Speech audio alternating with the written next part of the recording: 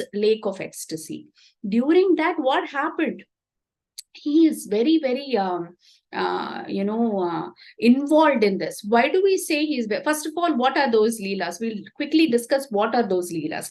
One is him getting bound by Mother Yashoda. What other kind of leelas are there which Krishna did? He used to hold his father's sandals on the head and he used to run around, right? When his dad is about to go leave the house, that is his father Nanda Maharaj is about to leave, he used to take in his little hands, he will take the sandals of his father, put it on his head, and he will run. The second thing is the fruit seller who came, the fruit vendor he came, how he took the rice. All those are baby pastimes of Krishna, right? All those kind of leelas.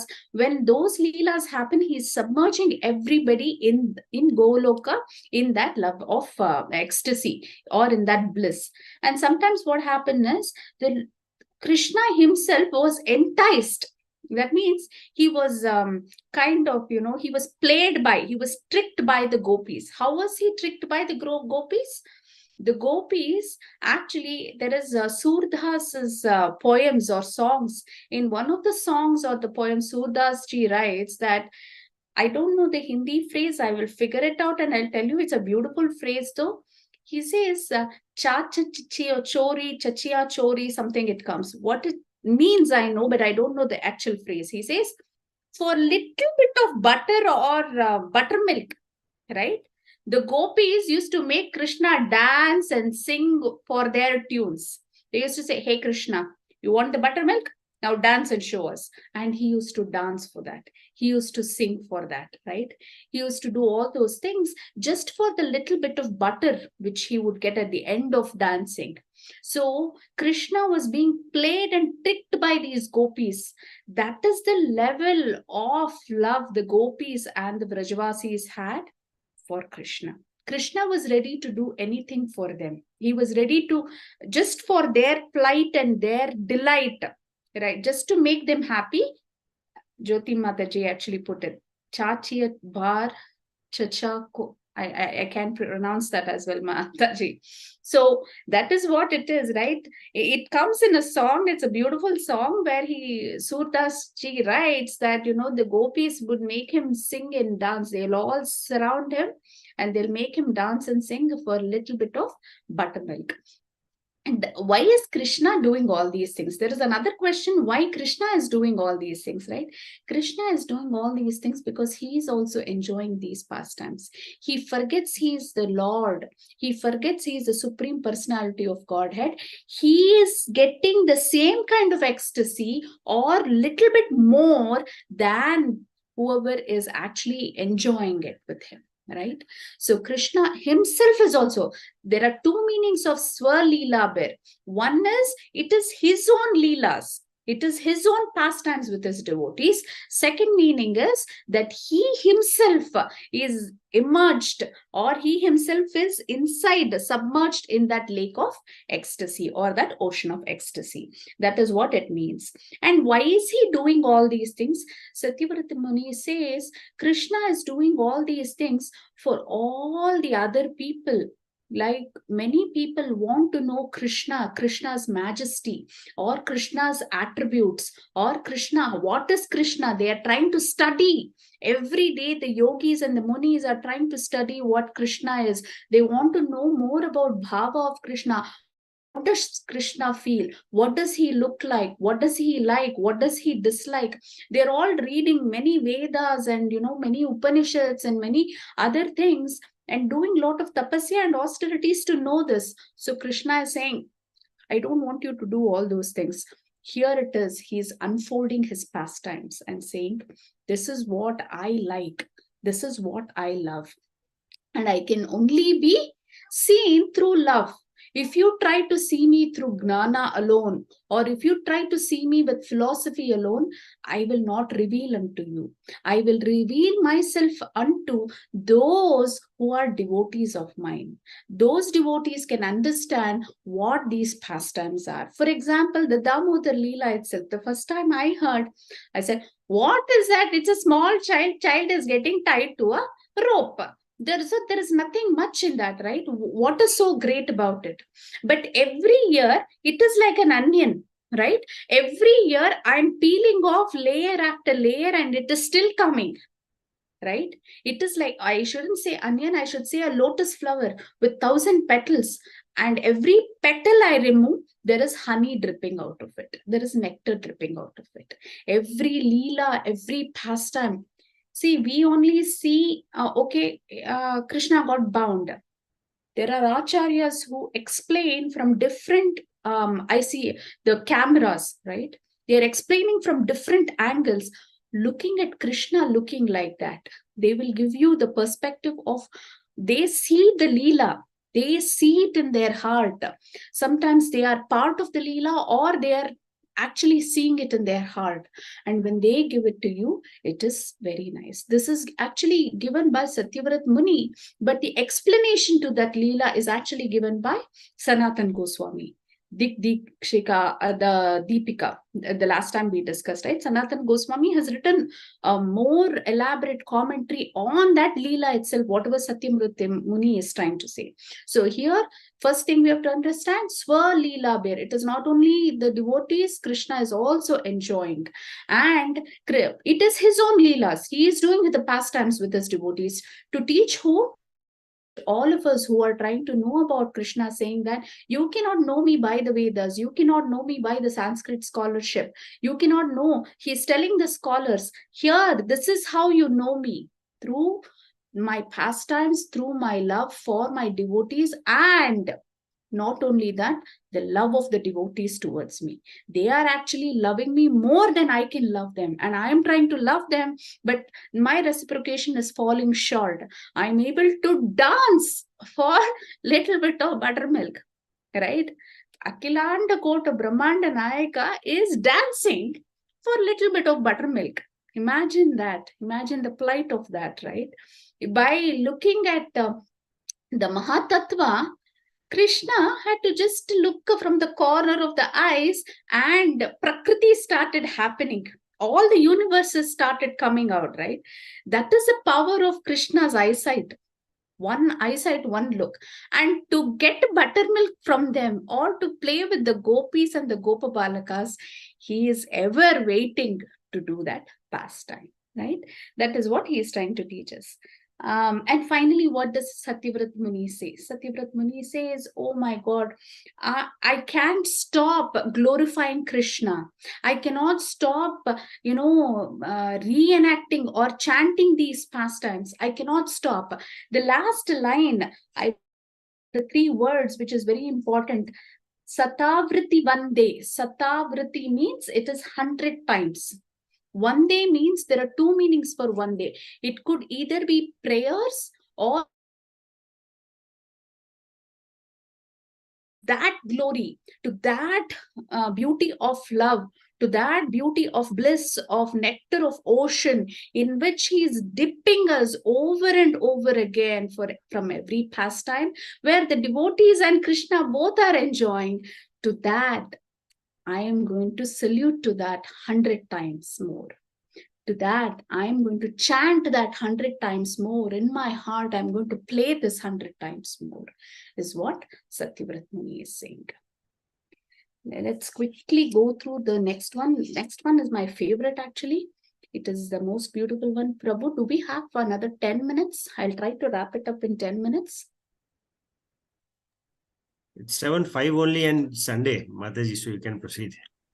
Okay, Prabhu. Thank you, Prabhu. So the next one is Varam Deva Mokshamna Moksham Vadimva Nachanyam Vrineham Varesha Dipiha Idam Deva Purnata Gopala Balam Sadame Manasya Vritam Kimanyaha. So here it is, I'll read the explanation and then we'll go to the meaning.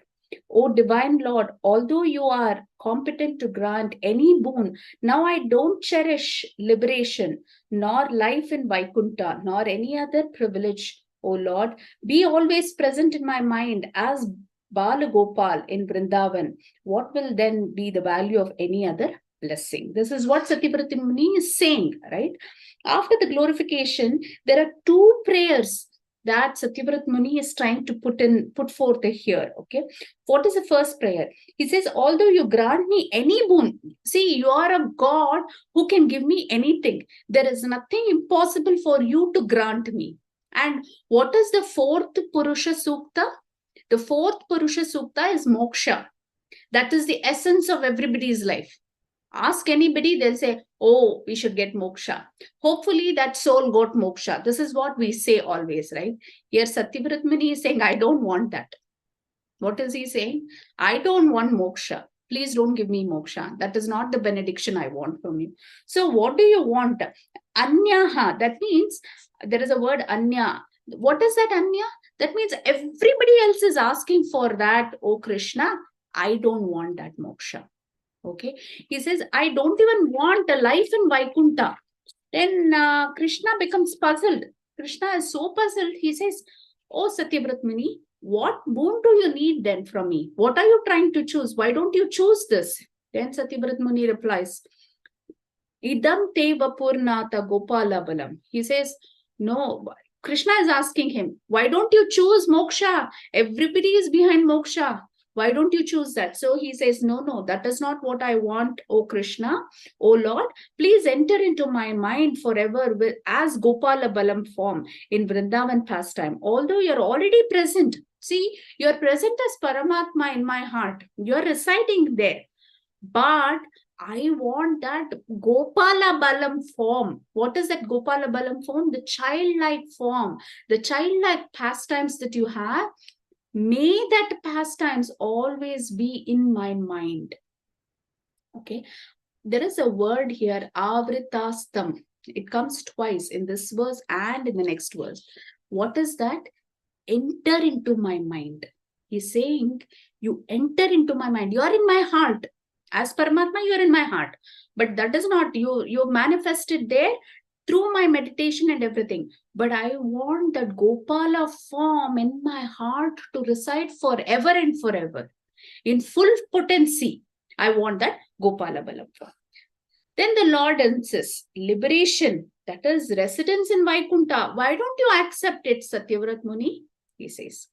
Then Satyavrat Muni replies, what value is that boon? I don't need those privileges, such as liberation. Your presence in the perfectly, and it implies every possible pleasure. So what is Satyavrat Muni saying? Saying, see, liberation in Vaikunta, you're going to be a resident of Vaikunta. Why don't you choose that? Krishna is enticing him. He's trying to test Satyavrat Muni. Satyavrat Muni says, what is the value of that boon? You can give me much higher. Your presence in my heart is more valuable than any Vaikunta pleasure I can get, any opulence I can get. I don't want that. I want higher than that, which is you being, your pastime being hidden in my heart is what I want, he says. Then the Lord says, okay, you're right. He says, okay, Krishna is agreeing, you're right. Why don't you choose to see me in one of those four-handed Vishnu form? That is also me only. Four-handed Vishnu form, and they are completely competent. Then you can have conversation with me. You can have all those things. Then Satyavrat Muni replies, what would be that value of other blessings? I'm entirely devoted. He says, see, you're asking me to settle down to something which is not what I want. I want the Gopala Balam two-handed Krishna. And you're telling me I have to settle down for Vishnu form? How is that possible? See, my heart is still agitated. If you stay in Vishnu form in my heart is still agitated. See here, Satyavrat Muni is giving the exact same example like two people we've already heard about. One is Hanumanji. Once what happens, I don't know the sequence of events. Hanumanji is supposed to go fetch Ramji. So he goes, Krishna is there. Instead of Ram, Krishna is there. And he goes and tells, I'm searching for Ramji. I'm supposed to take him to some place. Krishna says, okay, let's go, come. Hanumanji says, you're hurting my feelings now. I asked for Ramji. You're not Ram. You're Krishna. I want my beloved Ram. I don't want Krishna, he says. And Krishna had to change his entire costume as Ram and go with Hanumanji. He had to change entire thing to go with Hanumanji. That is the first example. Second example, when Ras Leela is happening, Krishna runs away from there, right? He leaves that Sabha and he runs. And he hides in a cave. He doesn't want to show his face. He is hiding in one of the kund. It has a little bit of a cave. He is hiding there. And then all the gopis, looking at the footmarks of Krishna, they come there, right? They come there and he manifests in Narayan form in front of the gopis, right? And the gopis start looking at him and they say, Narayan, they pay their obeisances to Narayanji and they say, Narayanji, where is our Krishna? They ask, and then he says, no, I am part of Krishna only. Why don't you take me? They say, no. If you can tell us where our Krishna is, that is very helpful. But we don't want you. Not that we don't respect you or something, but we don't want you. We want our Krishna, right? So that is, see, each one of us have a constitutional position. Like the way we have our constitutional position, there is one mood in which we can accept our beloved Lord. And before any one of us, you'd see, we would all come through different streams.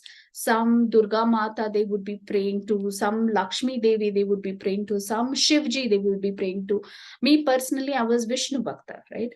If I see Vishnu's photo, I used to start crying. I was that kind of a Bhakta, I was, right? Now, no, even if I see Vishnu, no, I try to see Krishna, right? So we've also kind of evolved in that. And Krishna, within Krishna also, there are different forms.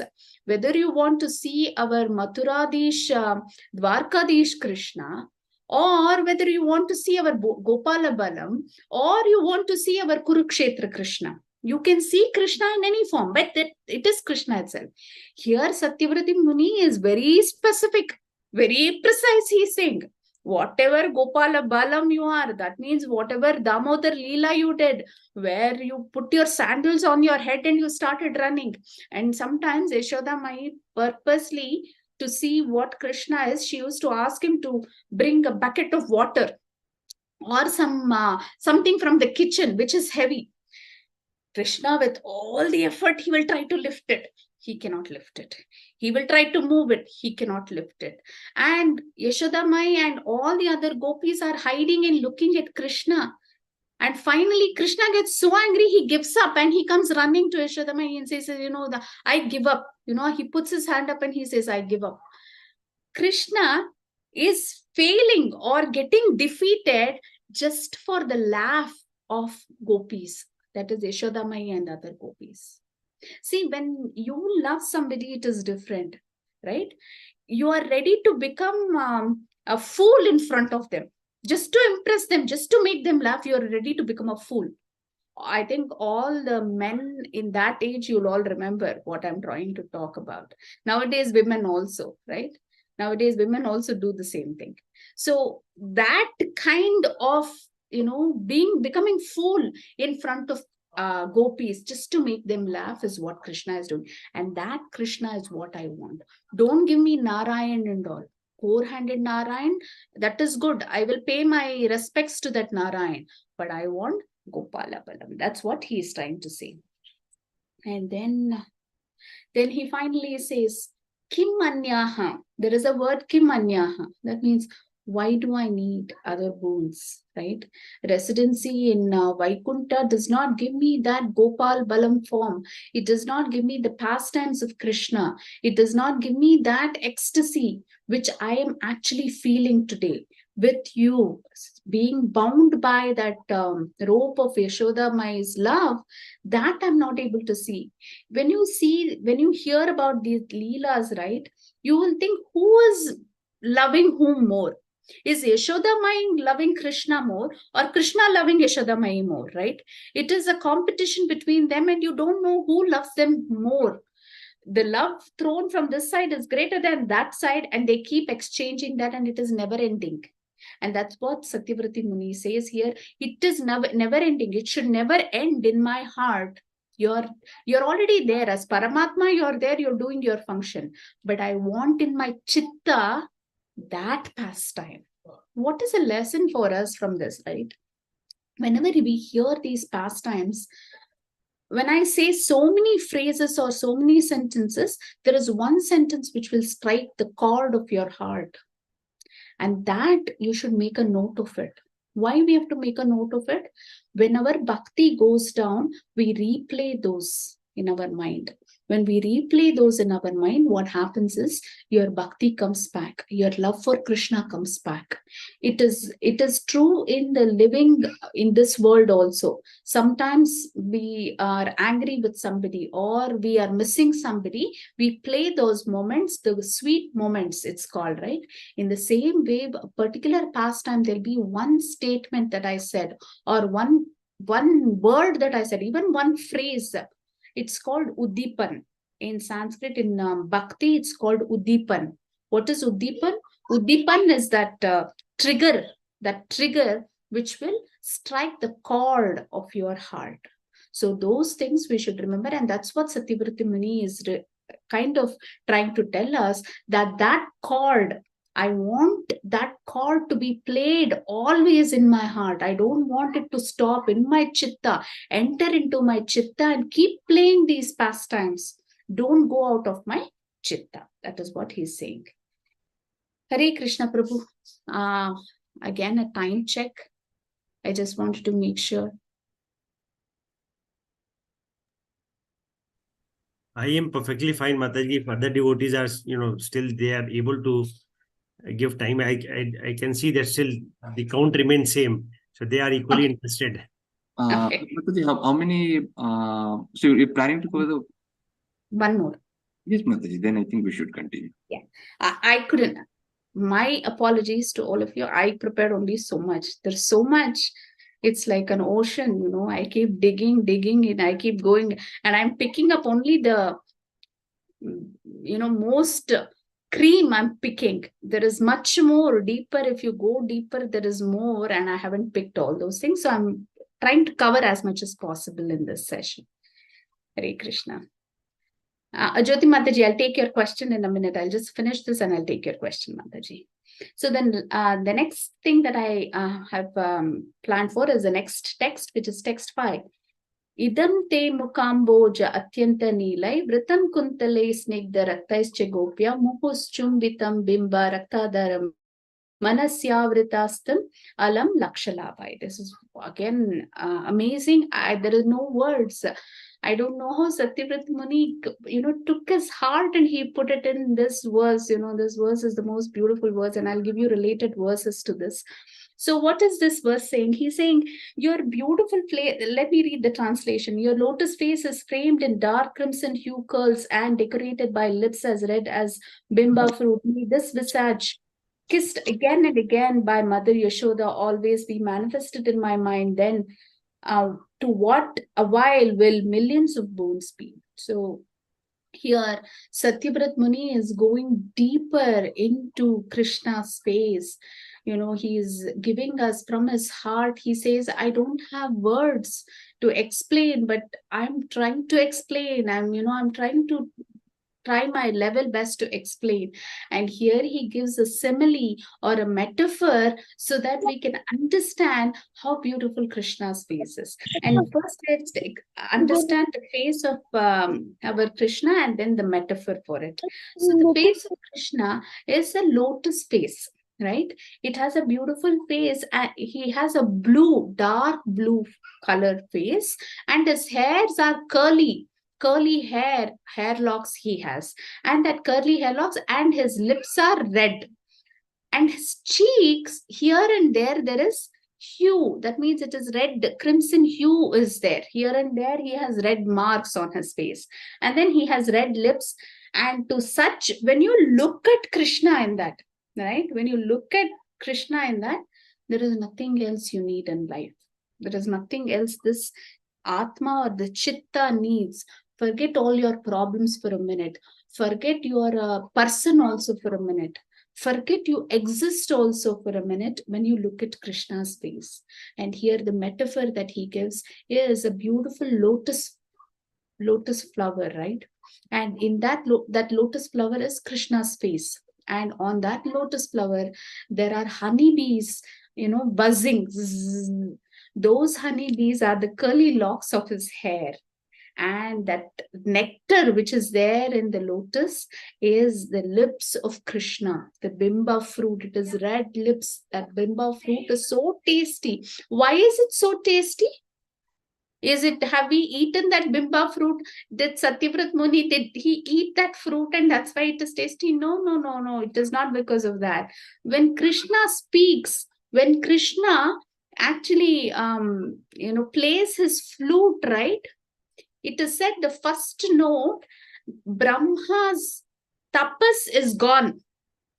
Brahma who is doing tapas, the tapas is gone. Second, Shiva's tapas is gone. Third, Yamuna forgets to flow and she flows backward. Right? Fourth, the cow's milk is there. The calf has the milk in the mouth. It doesn't know to drink. It forgets to drink the milk. Right? The cow is eating the grass and it forgets to chew. That is the beauty of Krishna's voice.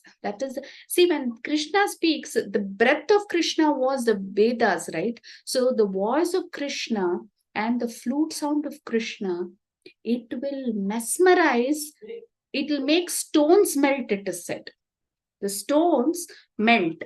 And whatever is a liquid will become solid. Solid will become a liquid, it is said.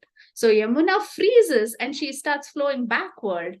And our Govardhan starts melting and all the shilas fall down. Right? That is the beauty of Krishna. We also know this. How do we know this? See, we cannot just say, okay, somebody is saying something like poetically, we cannot believe. There is aadhar for it. There is evidence for it. Where is that evidence? Our Govardhan Leela. When Govardhan Leela was happening, everybody were panicking. Everybody were feeling scared, right? What did Krishna do? In his left finger, he was lifting Govardhan hill.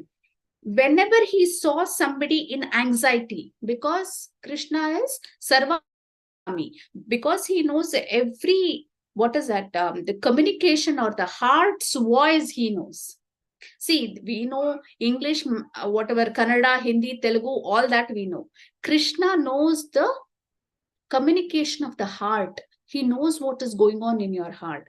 When he knew that somebody in that crowd felt that anxiety of that rain which was falling, right? Samavartaka clouds and the Indra's rains and everything, when they felt agitated, Krishna took his flute in the right hand and started playing the flute. And that flute, and Krishna started talking to them, having conversation with them, and they cooled down. The minute Krishna talks, all the anxiety in your heart is gone. All the trouble in your heart is gone. See, more than anxiety and trouble, there is coolness. In Guru Ashtakam also we sing that. When a Guru comes in your life, fire like burning in your heart, rain like shower is blessed mercy of the Guru. In the same way, Krishna speaks. When you think of Krishna, that coolness will start happening in your life. And the same thing is what Satyavrat Muni is saying, bimba fruit. When he says bimba fruit, it is not just red looking, it is sweet fruit, but because of Krishna's voice, that Krishna's voice, it is said in Govardhan or in Gokula, right? If somebody is feeling bad, Krishna goes to them and starts cheering them up. Many of the Pandits and everybody are sitting and doing Homa, right? To impress Krishna. Many people are learning the Vedas, chanting all mantras, that, this and all. What does our Krishna do? Krishna goes and sits next to a cow and he's saying, oh my Govardhan, or oh my, whatever the name of the cow is. He says, what happened to you? Why you're not Amba? It says once. He goes and sits next to it and he's, cuddling it and talking to it, saying hundreds of words, where our material world, there are scholars sitting and chanting just to have a glance of Krishna. And what is Krishna doing? Krishna rejects all those things. I am tired of all the Vedas. I am tired of all your Pandit Giri, right? You are thinking you're too great. I don't want all that. My cow is calling me Amba. I want to say, what happened to you? Why you didn't eat grass? He makes hundreds of conversations with the cow. So that is why it is said that Krishna's voice, Krishna's flute, Krishna's glance, Krishna's curly hair, Krishna's looks, right? This is not the only place. Govardhan Giri pastime is not the only place. When Bhishma Pitamaha was about to give up his body, what did he say? Okay, I am done with all the politics. I'm done with all the Kurukshetra war. I'm done with the Kauravas. I'm done with the Pandavas. I'm done with everything. Now, Krishna, I'm going to start thinking about you, your form, he says. So that is the essence. Ultimately, all of us, no matter how much we've gained in our life, what position we are, what status we are, how many children we have, how we've taken care of them, everything goes to one side. Krishna is on the other side for us. When you close your eyes, the last few minutes of your life, when you close your eyes, if that form of Krishna you can think, there is nothing more beautiful. It's very, very difficult for us. It is very, very difficult for us to think about Krishna at that time. It is very, very difficult for us to think of Krishna at that time. If we practice it today, right? It is very, very difficult for us to let go. See, when life is just ending in front of you, it is not easy to think of Krishna, and you are very scared. No matter how much ever big bhakta they are or devotees they are, everybody will be a little bit scared to see, because you're leaving your body also, going to the unknown. And that fear is only taken care. That fear can only be comforted by the look of Krishna. So whatever we are studying or trying to understand from Satyavrat Muni's point of view and commentary from Sanatan Goswami, why is it? Do we want to show our Pandit Giri in front of somebody? Do we want to say, yeah, that word, this meaning, I know this? No. All this we are saying so that it strikes a chord in our heart today, and that music we will remember when the death comes knocking at our door. We will remember that day. The minute the life air is going in front of you, if you can think of that lotus face, that bimba fruit-like lips, which is calling out to you and saying, oh my child, don't worry, I'm here for you, right? Oh my child, I'm always there for you. I'm going to hold you tight. Don't worry, right? Those words and that face is more comforting to you than the doctor's medication or your family loved ones, comfort at that time. Because nobody can understand you like Krishna understands you. Because he knows the heart's voice or the communication. Your spouse may know you to a certain extent, your children may know you to a certain extent. They will not be able to understand 100%, and from which angle you are coming at, you can't explain it to them because you won't have energy. You are leaving your body. You are leaving your body. You don't have energy to say, oh, I'm feeling this fear. I am doing this. I can see things. No, your mouth, you can say all those things. At that time, if you can think of Krishna, if you can think of that lotus face, blue lotus, right? Dark blue lotus, with that all the red. What is that red thing that I told you on his cheek? It is Yashoda Mai, Gopya. There is a word Gopya. Gopya is a reference to Yashoda Mai. What fortune she has to kiss our beloved Krishna again and again on his cheek. Imagine if you can get Krishna in your hand as a baby and you can kiss him. What fortune does that mother have, right? What fortune. Again, he says, Manasya Vrata Alam Lakshalabai. This Lakshalabai is very important. He says, there are hundreds and thousands of bones, right? There is no definite number you can put. You put any number, any biggest number you want in that square box. Your love and your Leela or your pastime in my heart, when you enter my chitta, it is much greater than the biggest number you can put. Laksha labhai, alam laksha, alam, no, not, that laksha lab, no, that is not good. Whatever number you put there for as a boon, say that is money. In our sense, money is the only thing we can all, relate to properly, right? Put the biggest number in the number system. Beyond that, Krishna, is you entering my chitta and playing these pastimes in my chitta, right? And to look at that beautiful face, like lotus face, and then when it smiles, there is nothing like it. It is said that the greatest beauty is Krishna's face. Beyond Krishna's face is his lips. Beyond his lips is his smile, right? When Krishna smiles, right, it is nothing greater than that. There can be nothing greater you can expect in your life. Why? Because that has a cooling effect on your chitta. It has the comforting feeling that nothing in this world can give you that bliss. Nothing in this world can give you that high.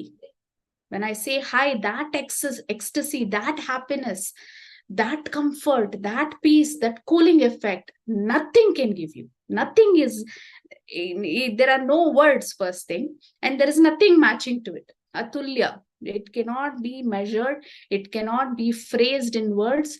Books can be written and still it will fall short. Veda is falling short of Krishna.